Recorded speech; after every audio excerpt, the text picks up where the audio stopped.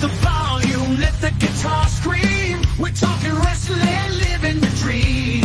From Tokyo to London, across the globe, respecting the craft, we're in the know. No gimmicks or fakes, just pure passion and skill. The best talents from every wrestling hill. We dive deep into the stories behind the ring. Respecting the craft, making the fans sing. Respect the craft, making the fans sing. Respect the craft, respect the fight. We bring the best, we can't hide.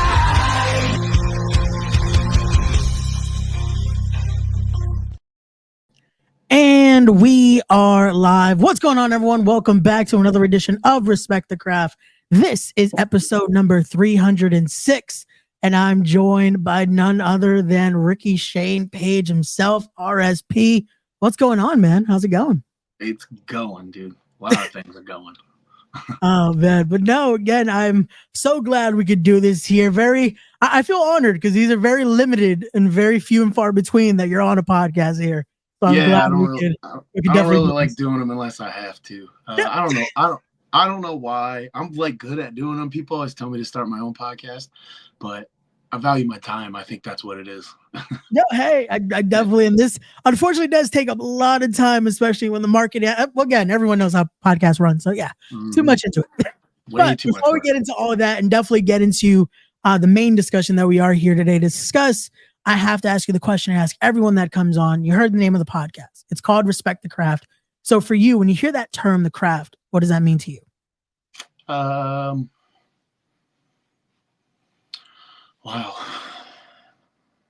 I've never had anybody ask me quite like the craft. That just makes it so much more important. I'd say for that, because to me that means work. And I would say respecting the craft is just not being lazy. And that when that comes to technique in the ring, that comes to, not being a jerk backstage, that comes to getting in the car and driving, getting on a plane and going 20 hours to wherever, that's kind of the craft to me, is respecting all the guys that built the business and afforded us these luxuries. Gotcha. No, that works right there, and definitely so. So now I have to ask this for you. What was that made you decide, you know what, I need to step into this craft here. I need to step through those ropes and get into this crazy world here. I tell the story all the time, but it's really funny. So I was a fan of wrestling when I was younger, like Hogan and stuff like that in the late 80s, early 90s. I kind of fell out with wrestling, like I think a lot of people did around that time. And then I started kind of watching the Attitude Era in like 97, 6, somewhere around there. And then, wrestling just exploded. And I remember a friend of mine talked his sister into buying the WWF pay-per-view, King of the Ring, 1998.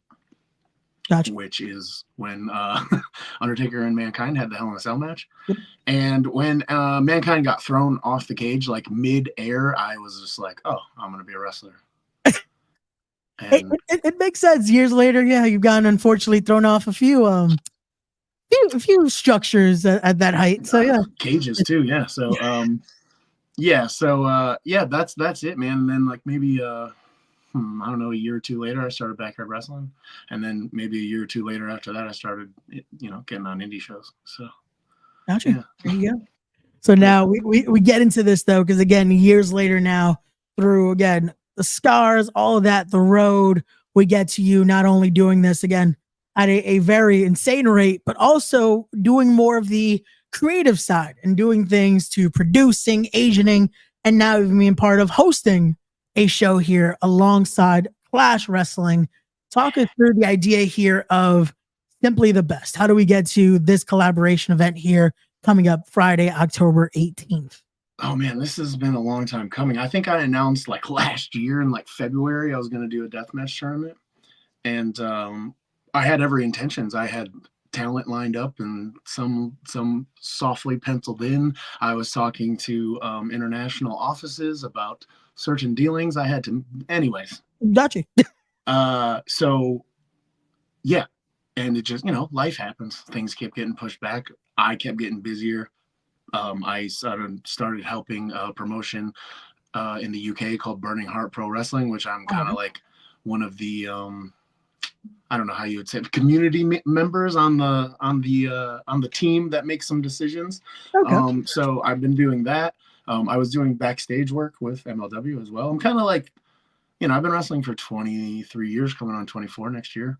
And I really love wrestling, and I want to continue to do it when I can't physically anymore in the ring. So it's always been my plan to kind of transition into this role. But so I really wanted to do a deathmatch tournament, and I have a lot of friends and a lot of people that were backing me on this idea, and because they know how creative I can be with pro wrestling and things like that. A lot. I don't really talk about it or things like that, but I've helped with a lot of storylines and stuff in some major promotions and things like that. So, and I run my own little small student shows here in Ohio to try to get young wrestlers, reps so that they can get better. It's called RCW. Look it up. And then you can't really do full on crazy death matches in Ohio. There's an athletic commission. I don't want to rock the boat. Of course. I will even say this. I called the athletic commission and talked to them and was like, yo, can I get like a special, and they were like, no. I was like, okay, cool. Thank you. So I wanted to do it in Ohio. But you tried. You definitely tried to get everything to a team. I just had the goal to, I was like, okay, Detroit, like where I live is not very far from Michigan, the rules are a bit looser. So you don't have to worry about that stuff. And I had been recently working with Clash Wrestling over in Detroit. They had come to some of my student shows, and Jeremy was like, hey, I want to help you with that deathmatch tournament when you end up doing it. And I was like, okay, cool. Excuse me. So I was like, yeah, let's do it. Again, we had the date locked in. We're ready to go. Again, life happens, guys. Just that's the way it is. You know what I mean? So it just kept getting pushed back. And then one day I just had an idea, and I was like, man, what if we just do like a limited series of hardcore wrestling shows that are produced by me, brought to you by Clash Wrestling. And then, hopefully they do really well. And then either later this year or beginning of next year, we can finally do that deathmatch tournament. That's kind of the idea. That was kind of the plan. And so now we're just like, you know what? Jeremy said, screw it, let's do it. And I was like, dude, okay, let's go. So here we are. But yeah, the concept for the idea of it for me is like, I don't want to call it deathmatch wrestling because I think that term is gone crazy and a little bit too far of what I want to do. Gotcha. So I keep saying hardcore wrestling, but there will be some deathmatch wrestling elements to it. But really, I want to focus on story. Especially with certain people on the card. I feel like you'll definitely see certain elements of that, and then just certain. Again, it's the best way to put it. Very creative ways of different styles of wrestling, which the Clash has promoted is what they like to do as well. So yeah, exactly. So basically, I think it's going to be a mix of IWA Mid-South, CZW, a little bit of FMW, and a whole bunch of ECW. It's kind of the vision in my head. Gotcha. There you go. We got people already interested in the chat here. They're loving it. Look at that. Awesome. Hoping I can make the show. Well, again, Please. You have time now. Tickets are on sale right now. Link in the description down below. Also, we have the little banners here to remind you, if you want to, again, go get your tickets right now for Simply the Best. That's going to be clashwrestling.net.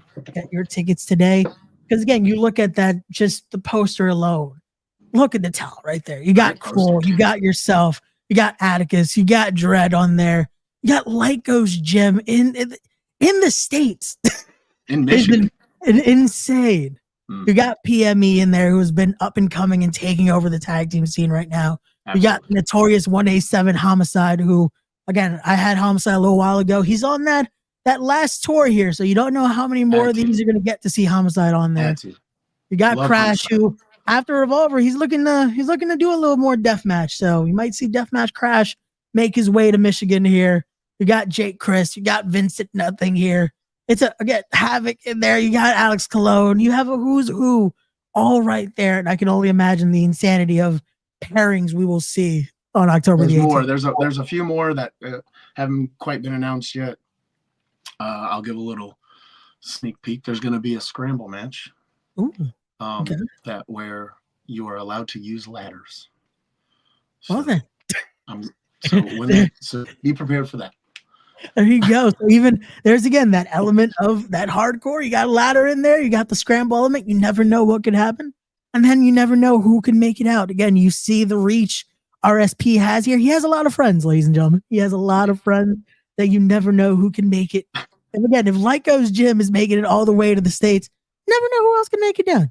I love those kids. They are absolutely, killing it in the UK. They kind of took over as the veterans of the scene when they had to restart after COVID and stuff. And I'm so happy to have them over here. And they're going to be hanging out with me that whole weekend. And I'm like super pumped about that. Like they're going to Revolver with me and stuff. And they're even being so kind as to come do one of my student shows and help me out, which is going to be around the same time. So awesome. I love those kids so much. They're the best. There you go. And here we go. We got stoked to see Cologne again. There you go. Definitely. Alex Cologne has been, he's another one that just gets better with fine wine. Like he just keeps getting better every time. You saw him this weekend. If you guys checked out Revolver, killing it over there. We have just won the tag belts. Tag champs. So look at that. We'll show the image right there. New Wrestling Revolver tag champions right there. Which look at that, man. He's grown up, man. Since joining you guys, he's grown up. We got to get a new updated just photo right here because we have the old photo. We got to get Dark Pledge in there. But I guess we could discuss that a little bit as well. Talking about, again, Revolver, everything you've been doing. Shout out to Tussle that still says you're hitting the best swanton in the game right now. Nah, it's always to the OG Jeff Hardy. Come on now. Well, he said it, but then remembered, oh wait, he's seen Jeff Hardy this weekend. Maybe second best right there. Got it. Listen, man. Always hat off to the OG Jeff. He's the best. And shout out Matt too. Matt's my man. He's a good guy. Hey, you got to that is insane right there because on your list of amazing things, you got to wrestle Matt Hardy on one of the biggest stages right there. So it is an insane list of things that you've done in your career. Matt is the best. He's always helped me out. Like if I'm I'll shoot him a DM, he'll answer me right away. It's always really cool. That match, he knew how much of a fan I was. And he was messing with me, and he was like, one time at catering at one of the shows, he was like, "Hey, are you the guy who does the Twist of Fate and the Swanton on the Indies?" And I was like, "Yeah, that's it." And he was like, "Oh, okay." And so then when we wrestled a couple of shows later, he was like, "Hey, you want to go for the Twist of Fate on me?" And I was like, "Dude, yes." And he was like, "Go for it." And I was like, "Oh." So like in the match, if you go watch on Dark Elevation, one of them, I'm like, "Oh yeah." I'm like doing the whole thing. It was awesome, dude. Yeah. Anyways, Matt's the best. He's a good dude. It's awesome. Again, what a moment right there. To him being like, "Hey, you want to try this?" The best. He'll get the pop. He'll get a reaction. Absolute best. That's awesome there. But no, so go get to that though. Again, now with Revolver, what you guys are doing with Red, how's that been with you? Because it's one of those things that I know you aren't doing as many deathmatch per se, but still getting into that hardcore element. Even this past weekend, the monsters just brawl that you guys were in over the weekend. Yeah. How was that for you? Great. I'm really at this point, I think deathmatch wrestling and hardcore wrestling specifically has just gone too far, and I'm really more about story instead of substance right now. Gotcha. You can hit me with as many things as you want, but if the story ain't there, nobody cares. And it's just I can't believe that people don't see it. And I think that's something that Revolver absolutely understands about giving people what they want and it being exciting and such a fun live event and not going too far. Yeah. And leaving a little bit and safety for the wrestlers.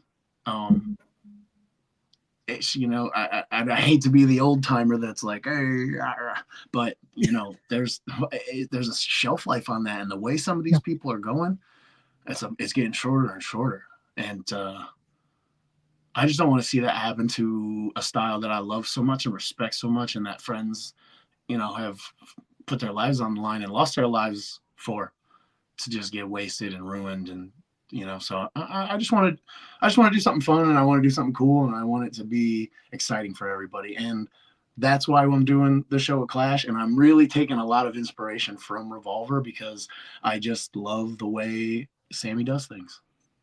Gotcha. No, and to me, it's one of those things. When I've had conversations with Cologne before, and even with Jake as of recently, speaking about that art of deathmatch.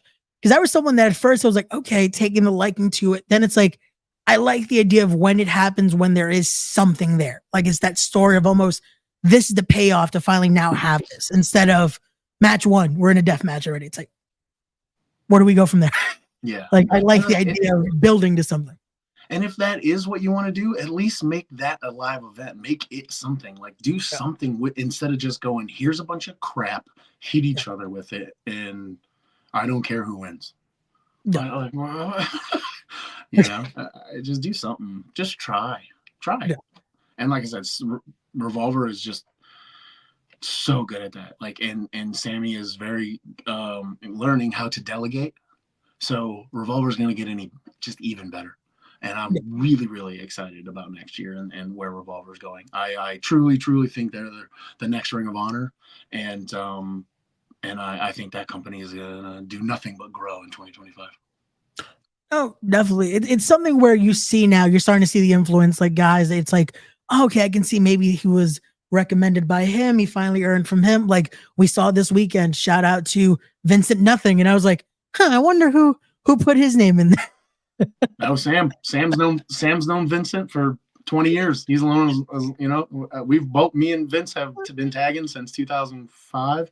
Yeah. And, you know, we met Sammy when he first started wrestling 2006, 7, somewhere, 6, I think, maybe 5. Anyways, I remember he came up to us and like introduced himself to us because he liked us as a team. So that was all Sam. He kept saying, I'm going to get Vincent up. I'm going to get Vincent up. He's all, and you know, looks better than he ever has. He's freaking jacked, huge, tossing people. So yeah, that was all this, and that was all Sam. Oh, gotcha. No, again, you see that. You see the Matt Diesels who made their way, the Dub Clubs that made their way. It's like you see a lot of new talent. That's like, yeah, the roster is going to be. You're going to see a lot of fresh faces. Cruel just made his debut. Oof. Yeah. What a debut too. Like that was a very painful, I can imagine for you guys in there. But you don't stop. Yeah. Which also that leads me to another debut that's going to be happening very soon. That I know it came with mixed feelings for you because you tweeted it out that it's a certain the Death Fighter finally makes his way to Wrestling Revolver at Bad Trip, and of course in Ohio. He's the Death Farter, dude. Nah, he's like an annoying little brother, you know. Like here he is. I'm glad he's doing it. I think all those times I slapped him around at MLW finally sank in, and he has become a little bit of a professional wrestler. So, who would have thought? And it's one of those. It's funny. I thought I could have. I was like, I told Phil this. I was like, I feel like Akira would have been perfect for Fight Club a little while ago, not knowing. Oh yeah, he's going to be announced 2 shows later. I'm like, makes sense. Sammy's on it. Sammy's always on it. He knows. Yeah.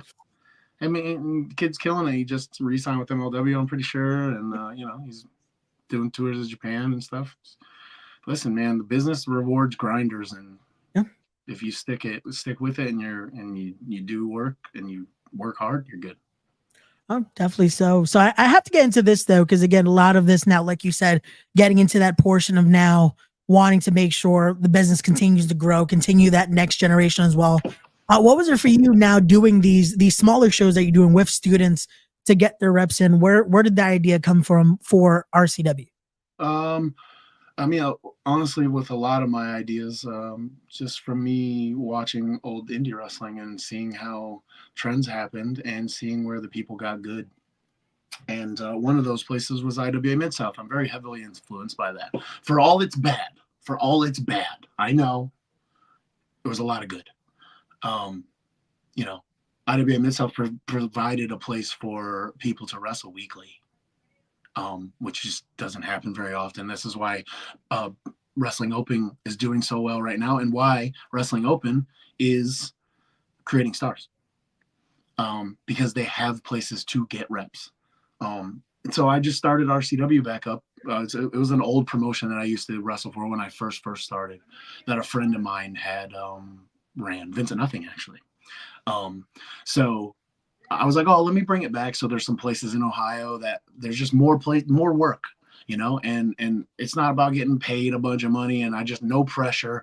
I don't even really want people to see it that much. We're going to start putting the shows on IWTV because at first I wasn't going to put it anywhere. I just wanted people to learn, but the kids did so well that I was like, man, this really deserves to be seen. So like a lot of those shows are being back edited right now, and they're going to be put up on IWTV soon. Oh, nice. There you go. And then I started to think like, man, it's really not, I can't blame everything on the wrestlers. I think a lot of this responsibility relies on the promoters, and they just don't give direction. A lot of them don't teach because they don't really know. I mean, I'm not calling anyone specifically out. Let's just, everybody calm down. There's not a lot of veterans in the world anymore, in the world of wrestling, and a lot of them just aren't around to give advice. They're gone.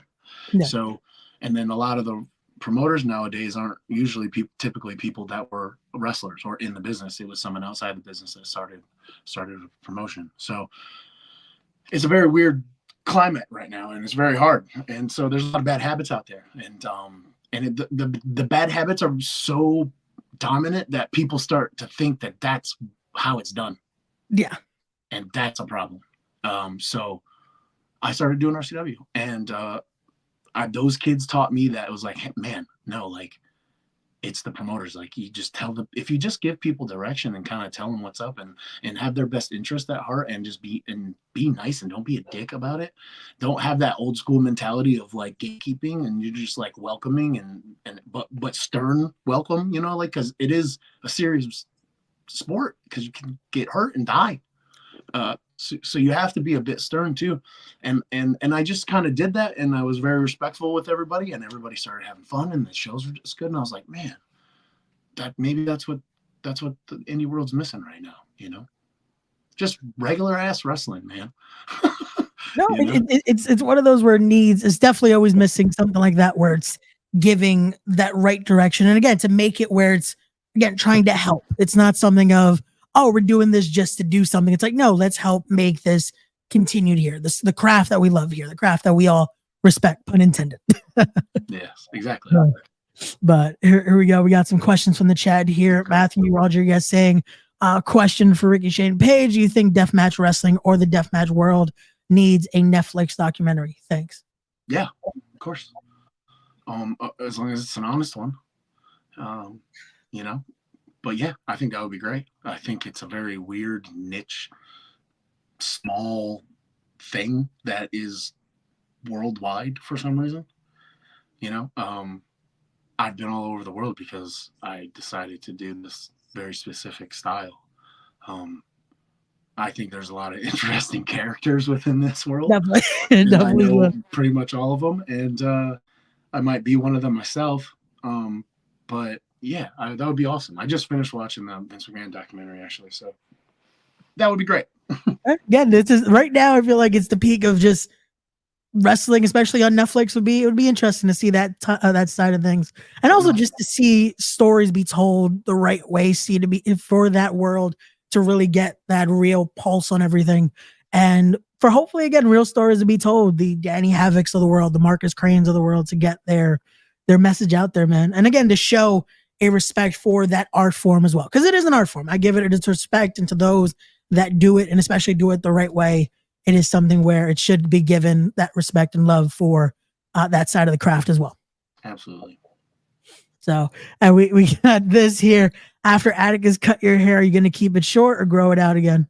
I will say I cut it because he butchered me, almost scalped me. Because it was just kind of short, and I was like, oh, that looks good. But then, like, right here, I had like a huge, and I was like, well, all right.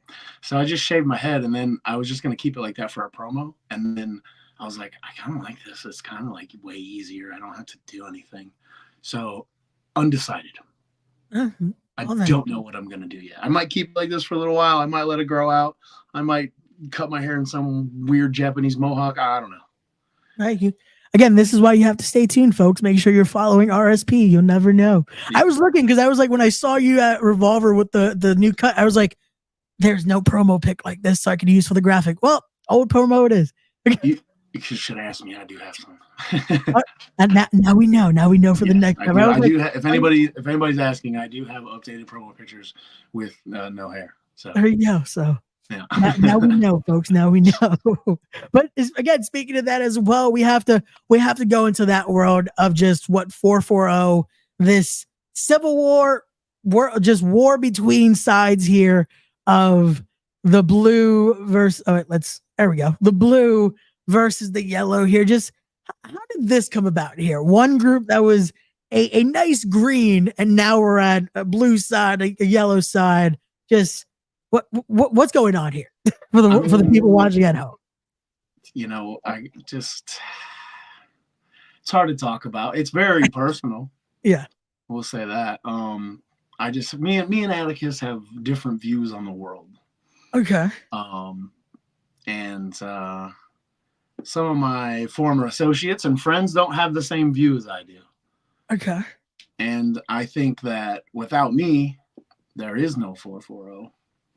And as far as I'm concerned, there's no blue, there's no yellow, there's just 440, and that's me. And Vince and Alice and Christian. So there's a lot going on. Got you. It's understandable here. Again, we see it. At least I guess we see it represented very, very, very much so on both sides of it there. I was gonna bring up just as a joke. So what is your color? Because we've seen you wear green, we've seen you wear blue. We now see you wear a lot of red at Revolver. So if you had to pick, what would be your color? If I had to pick? Yeah. Probably the green, neon green. Okay. But I really do like blue. It is a nice color. It is a nice color. Honestly, I like costumes, Got you. I'll wear whatever color as long as it matches and it looks cool. Got you. I might be a little biased to the red. I don't know if you've noticed here. Just a little. I mean, listen, a lot of people are. I get it. That's why I got a white one. I got white flannel, blue, red, black. I got it all. I need to get a green one. There you go. That's an idea right there. We made him start thinking, ladies and gentlemen. we got VXS in the chat. Jesus. Shout out to VXS asking, do you like any type of Spanish food, senor? Yeah. Puerto Rican food is really good. There you go. Shout out to Isaac in the chat there. What do they call them? Pastelillos or something like that? Pastelillos, yeah. Yeah. Those are great. And the little potato balls. Oh, relleno de papa. Yeah. That's really good too. Yeah. Here we go. Next time you're out on the East over here in the bro, I can get where I'm from. There's a big Puerto Rican community here. Yeah. There you go. So good to know. Good to know. Let's see. We got Matthew asking, Ricky, was AEW interested in you during your trial matches on Dark? Oh, okay. So again, they're trying to. Well, again, it's one of those where you see. There definitely was a very liking to, because again, you got the Matt Hardy opportunity, a lot of great, it was always a bigger opportunity. I'll talk about it. I don't know. Never heard a word. Yeah. I would get there. I'd be in awesome matches, and then I would do well. Yeah. And then I would go again, and I'd be in awesome matches, and I would do well. Rinse and repeat. No, it's one of those where you look at the time when you were, again, brought in, it's the John Moxleys, it's the Matt Hardys, it's just constant, these are big matches. I wrestled the Big Show, Matt Hardy, John Moxley, Darby Allin, Eddie Kingston, the Dark Order, Colt Cabana, Dante Martin, Brian Cage. Yeah, it's a lot of, again, that is a lot of just I will say matches. I will say when I got there was a hectic time. That was when Punk debuted and stuff, and there was a lot going on there, and I think I just kind of got lost in the shuffle. Also, I'm not 20. Yeah. What were they gonna do with me? I don't know. I mean, I think I could have done whatever they needed me to, and I think I could have got over. I think I could do anywhere, but I get it. I'm thankful for the time there. I was there during a real revolutionary time in wrestling, and I got to be a part of that. And I was treated so well, especially by the locker room. I was never treated like an extra or anything like that. I was always welcomed, and I changed in the locker room. I rode the buses with everybody. People would really, really look after me, and then and help me out a lot in that locker room. So I'll always have fond memories of the time there. It was fun. Got you. Oh, there you go. So now this brings this question here that I always like to ask, especially like we're talking big moments like that for you. Again, talking over 2 decades of a career here so far. What would you say is a match when you look back that defines your career so far? Man, there's a couple. First one I can remember that I was like, oh man, this is different. It was myself and Vincent Nothing it's kind of a legendary match in Cleveland. We had a 3-way ladder match with the Irish Airborne, which is when I met Jake Christ, and I've known him since then. And then another local Ohio team called the Virus and Unknown. They were called Q&A.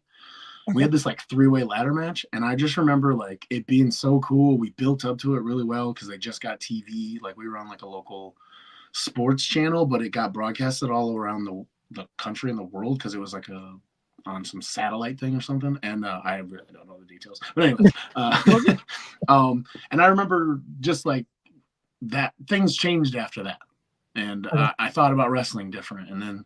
Another time I wrestled a friend of mine who had just recently passed, actually, Scott Henson, in one of my backyard wrestling matches. I was already pro wrestling, but I remember wrestling him and being like, man, okay, I understand this more. And then it just kept happening over and over again. And but I will say one of the most surreal times was that I just was like, man, this is crazy. There's two that really stick out in my mind. One, I wrestled at the first Arthur Ashe Grand Slam in front of like 20,000 people. I'm pretty sure we were the first match. I think. I can't remember. Maybe not. Maybe we were the second match. But it was a 3-on-1 match with Paul White. Like that's crazy. That's insane. One of those that's still talked about because it's Paul White again, the giant himself, Big Show versus RSP, CPA. Mm-hmm. And just VSK and VSK, the insanity of, yep, we're just gonna put 3 guys with acronyms here. Just let's put. I literally think that's what Tony did.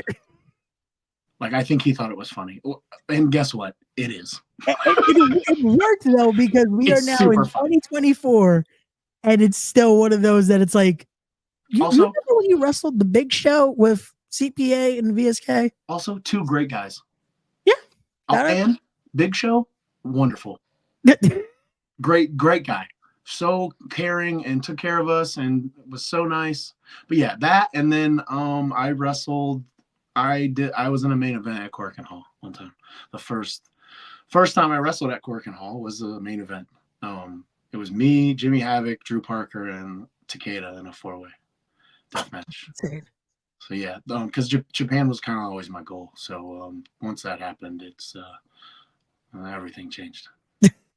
And that's something I wanted to bring up though. Getting to do, especially again for that art that you did for so many years, getting to take it all the way just across the country to go to Japan, just that experience for you. How was just all of that to be able to take that in, to be able to do this, and again to do it at the stage of that, to be able to do it in Cork and Hall. Just how was that for you? It's just nuts, I was just a kid who liked deathmatch wrestling, and I liked indie wrestling. One of my favorite wrestlers was the Amazing Red, and so like I don't know, after I got through the weird, WWE fanness of being preteen, and then started being a teenager and started actually getting into like indie wrestling, like it was crazy. And then to think that I was like, all right, I'm gonna do this. I did it at like all the highest places. There's only a few places that I didn't get to check off the old list that I probably never will now. But like I did it all, man. And Japan, even before I got into wrestling, before I was a fan of wrestling, when I was a little kid, I was just like always obsessed with Japan for some reason. I don't know why. And I always wanted to go there. So I got to go because of wrestling. I got to go because of deathmatch wrestling, and I got to go because I was a nice person. Yeah. Because I helped people out, and they repaid that favor when they didn't have to. And it was very cool. Gotcha. Now, when it comes to that as well, you also got to travel a lot to the UK and their scene. How was that for you, and how different were those 2 experiences right there? Completely different, but also the same. Okay. Because I will say that wrestling in Japan and wrestling in the United Kingdom are professions and jobs, and they are not here, at least at our level. It's not treated that way here. It's not my entire perspective on wrestling and life changed when I went to Japan, and very much so when I went to the UK for the first time. They're just, the standard is higher. They're better. Sorry to say, the UK wrestlers are just better. They treat everything like a legit business. I mean, listen, you're gonna have your outliers like you always do, and they had their problems in the scene, and all that's been taken care of now, and it's gonna go right back to where it was. I was there during a boom, you know, when the UK scene was blowing up. I was right there. I wrestled at Wembley when Progress did the show there. I think people forget that as well. I was in the opening battle royal, but still, I was there. Yeah, it's one of those where you got to do that, and you were also on the card for Ric Flair's last match in a battle royal as well. I wrestled for Jim Crockett Promotions. Look at that. Straight up. For real. At the last show Jim Crockett Promotions will probably ever ran or ever run again, I was on. There you go.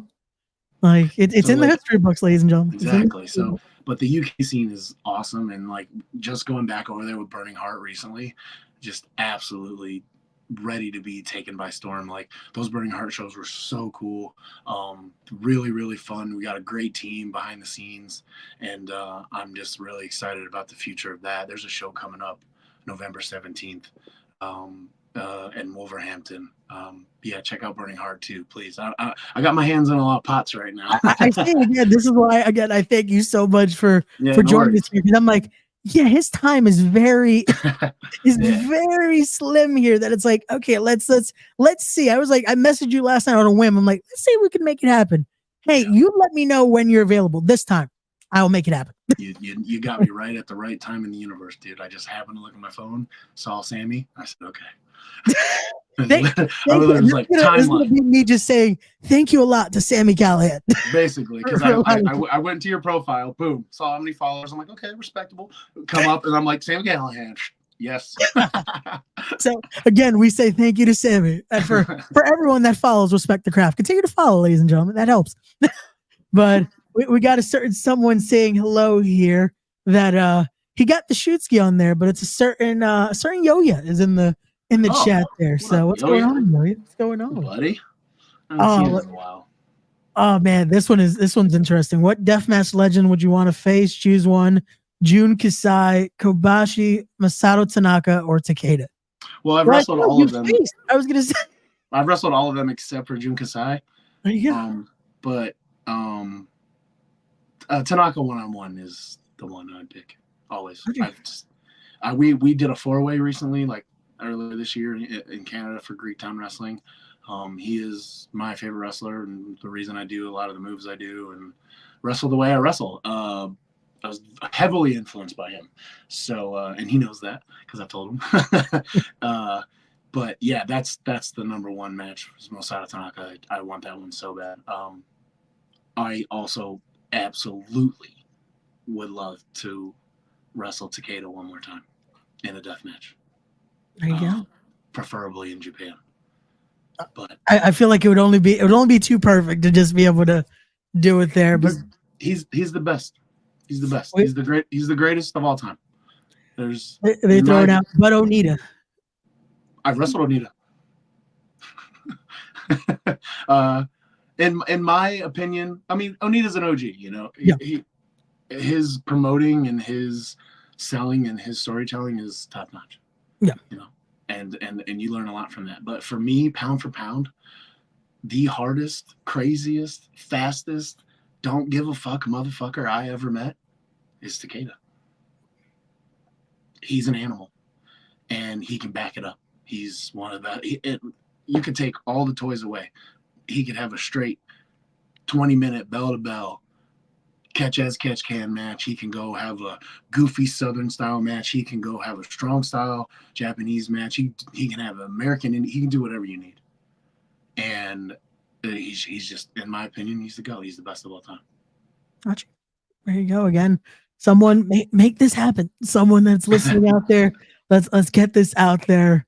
But again, we want to remind everyone, make sure you're getting your tickets now. Be there on October 18th. Simply the best. Clash Wrestling collaborating here with Rickey Shane Page. And again, what could just possibly be the beginning of something really, really special here. So we shall see what goes with that. Again, if you have, I'm gonna give you one more exclusive. Since here we go. So we got the ladder match scramble. Yes, one more. We will be streaming this show live.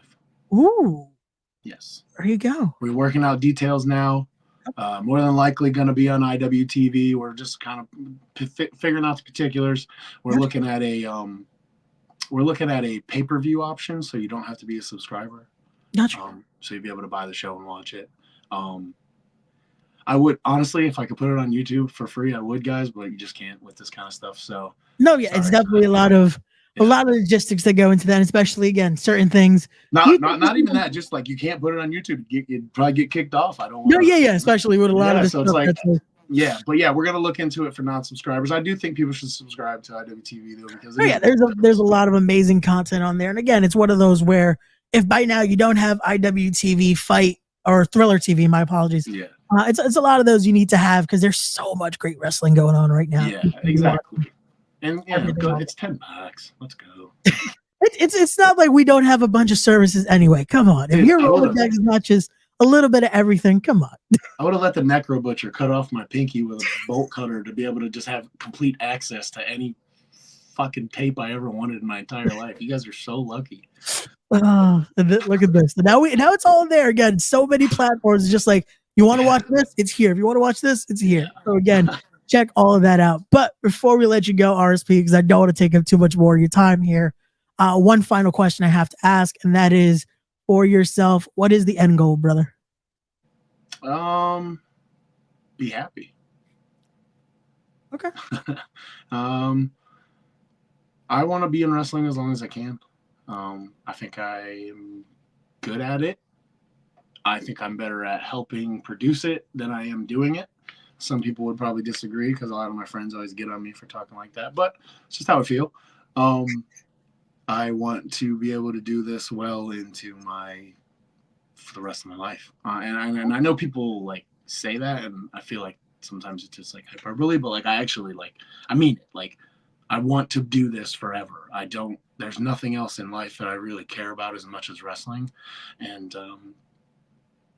it's just what I want to do with my life. So I'm going to do everything I can to be able to continue to do that.